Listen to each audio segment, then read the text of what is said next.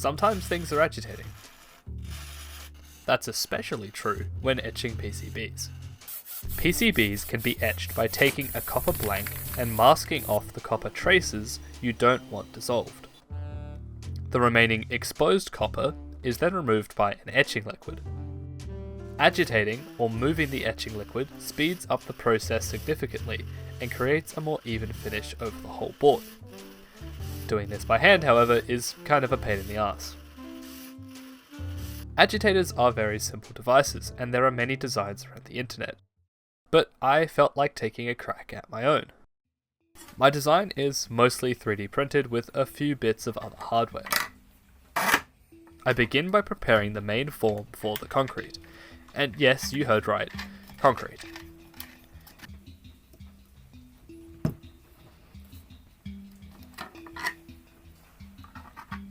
In other designs, I use it for its vibration dampening properties, but also for its strength and even cost compared to high infill 3D prints.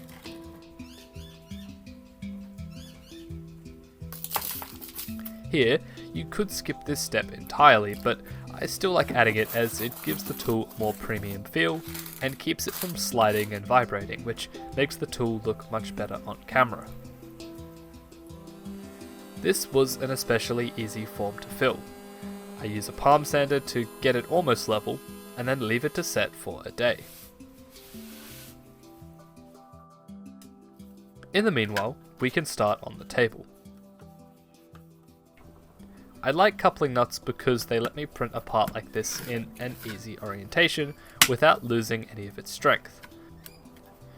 Following this, we can attach the sides, bolting them into the coupling nuts. Oh, that's looking cool already. Before we can combine the two halves, let's get the electronics done.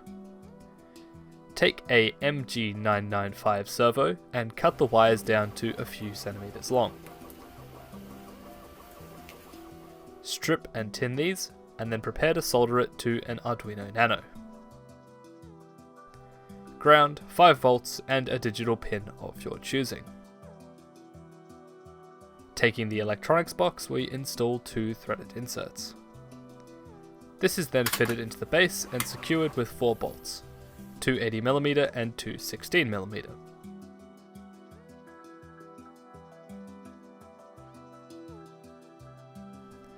There is an option to fit a potentiometer or button for speed control here, but I decided that I didn't really need it.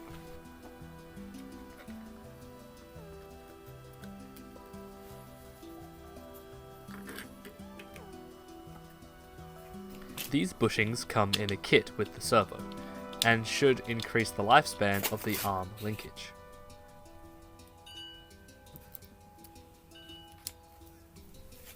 This is then mounted to the servo, which is then installed and clamped in place.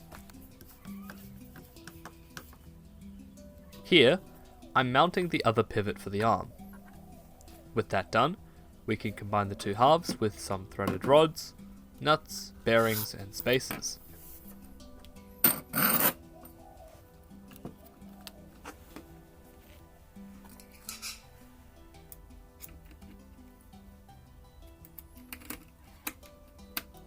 And with that, the agitator is built.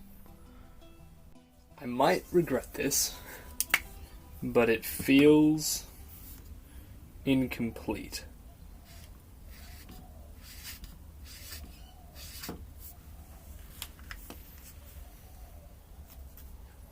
I immediately regret that.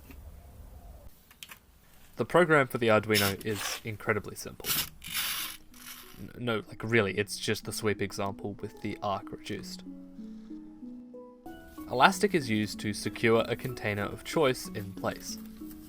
The logic here is that I could choose to use smaller containers for smaller PCBs to save on the etchant I need to use. To test its effectiveness, I made 2 blank pieces of copper and set up a test, one being agitated and one not.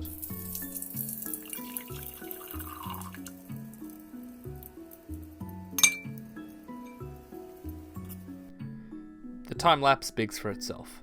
An agitator can save literally hours of waiting.